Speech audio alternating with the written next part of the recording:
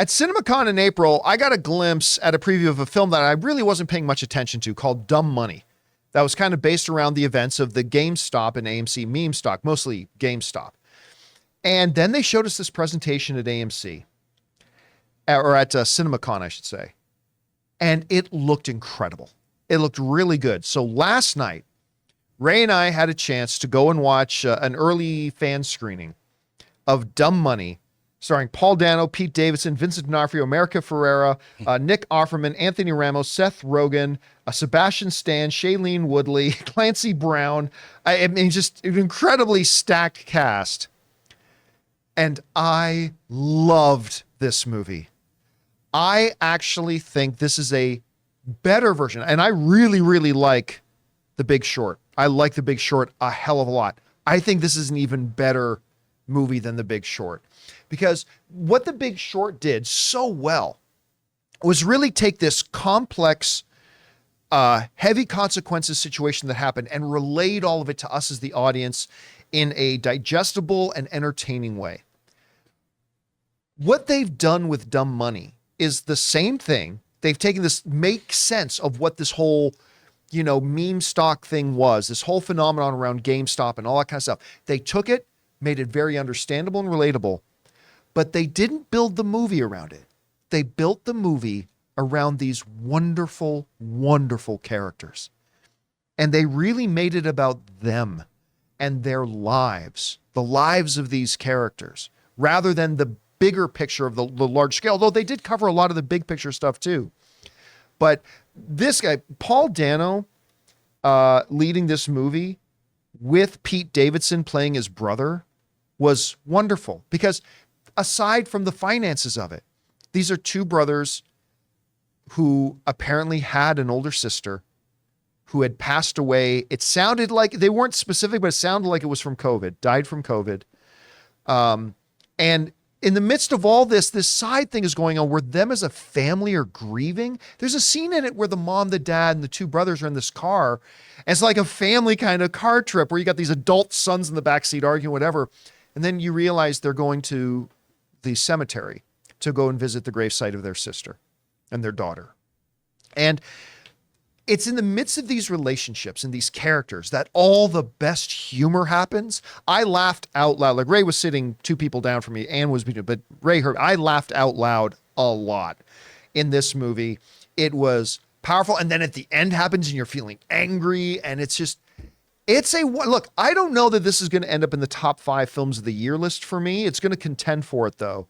I thoroughly enjoyed this film a lot. Paul Dano has shown that there will be movies like There Will Be Blood, movies like His Turn as the Riddler and the Batman. These performances are not flukes. He is world class. Paul Dano is world class. And all the supporting characters, America Ferrera, Seth Rogen was wonderful in this movie, actually. And the way him and Nick Offerman would play off each other, too.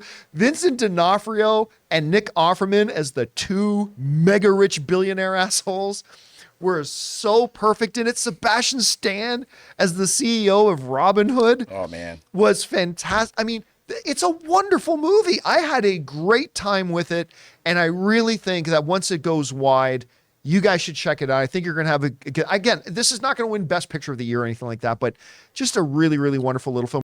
Guys, we want to take a second to thank a sponsor of today's video, Mint Mobile. Signing your life away to a big wireless provider is kind of like being trapped on a roller coaster from hell. Sure, it looks like fun at first. They probably even threw in a free phone, but now you can't get off. Month after month of insane bills and unexpected thrills, like overages and surprise fees. If that sounds like your current big wireless plan, it's time to get off the ride with Mint Mobile. For a limited time, wireless plans from Mint Mobile are just $15 a month. That's unlimited talk, text, and data for just $15 a month. You guys know before I came to Mint Mobile, I was paying triple what I am paying now on the standard big wireless plan, and I will never go back. All plans come with unlimited talk, text, and high-speed data delivered on the nation's largest 5G network. Use your own phone with any Mint Mobile plan and bring your phone number along with all your existing contacts. To get your new unlimited wireless plan for just $15 a month and get the plan shipped right to your door for free, go to mintmobile.com/Campea. That's mintmobile.com/Campea. mintmobile.com/Campea. Cut your wireless bill to just $15 a month at mintmobile.com/Campea.